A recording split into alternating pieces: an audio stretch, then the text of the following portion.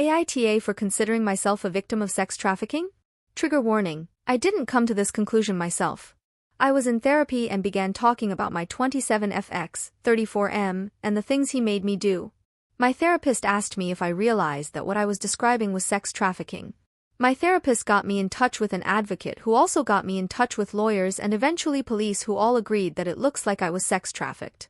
Unfortunately, I don't have much physical evidence and the police didn't feel they had enough to charge my ex, who also lives in a different state. I was 14 when I met a 21-year-old man online. He knew my age but we still began a relationship. We met/he visited after 8 months of online dating and he was my first. Initially he was so sweet and kind. I wanted to only be with one person and thought I would spend the rest of my life with this man. When my parents found out how old he was and that I had lied about spending the night with a friend, they took me to the police. I lied to 3 cops and 2 detectives and said we never had sex. They believed me and even advised my parents that they shouldn't cut off all of my communication with my then boyfriend because they thought I was smart enough to successfully run away. We would stay on Skype basically 24/7. I spent nearly all my time talking to him if I was home. As the relationship progressed, the sexual stuff became more perverse and taboo. Each new thing he would wear me down, tell me that I would like it but wouldn't admit it to myself, that everybody was like this, etc. I had already experienced sexual assault at the hands of my brother when I was 8 and I think this made me more susceptible to manipulation.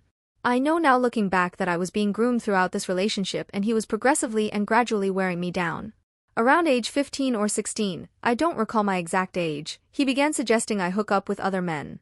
We were still long distance and he wanted to watch me with other men since he couldn't be with me himself. I didn't want to be with anyone else, but I desperately wanted to make him happy. I said no to it many times, but he would tell me how much he wanted it, that it would make him happy, and that if I wasn't so prude I would enjoy it, that I probably secretly wanted it. I gave in. I did not enjoy it but I did it because I thought it made him happy. I played the part he wanted me to play. He would have me make a post on the Craigslist personal ads asking for a hookup. I'd lie about my age. When we got responses, often over 100, he would vet them and tell me to pick from a couple of specific ones he deemed acceptable. He would communicate with these men via email and then they would come to my house, when my mom and brother were sleeping, where my ex would secretly watch us over Skype. It never occurred to me that these men could be paying him. Once I turned 18, he would make posts on forums for local G-holes and we would go to them when he would come to visit. Again, I thought this was just his fantasies and it never occurred to me that any of these people could be paying for anything. This basically continued for the remainder of our relationship. I don't know how many people I've been with but I don't consider any of those encounters consensual. I broke up with him when I was 21 and finally freed myself. I luckily did not get any STDs aside from HPV which cleared up. Obviously there was a lot of manipulation, gaslighting, and destroying my self-esteem and self-worth throughout that 7-year relationship. I feel like this is the crucial part that people don't understand. They don't understand how somebody, who seems intelligent, could be manipulated and brainwashed.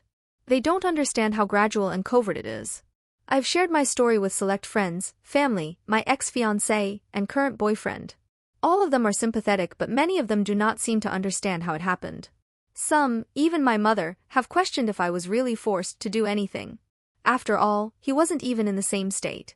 He couldn't physically force me to do anything, he wasn't threatening my life or family, I wasn't abducted, and it's not your typical definition of sex trafficking.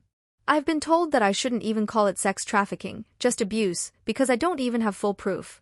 That claiming I'm a victim takes away from the real victims and kinda makes me an a-hole.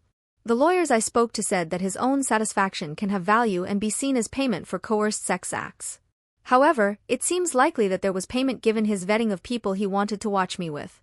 I've struggled with the guilt and shame of this whole thing for years. I know that there are people who see me as used-up garbage because of it. I'm trying to heal from my past but I'm starting to wonder if I don't have the right to consider myself a victim of trafficking. AITA?